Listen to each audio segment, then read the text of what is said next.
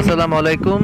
চাঁদপুর বড় স্টেশন থেকে MB eagle 5 ও MB Parabat 9 এর সাথে আপনাদের স্বাগত জানাচ্ছি। তো চাঁদপুর বড় স্টেশনে কাছাকাছি মেঘনার বিপরীত স্রোত উপেক্ষা করে ঢাকার উদ্দেশ্যে ছুটছিল এমবি ইগল 5 ও পারাবত 9।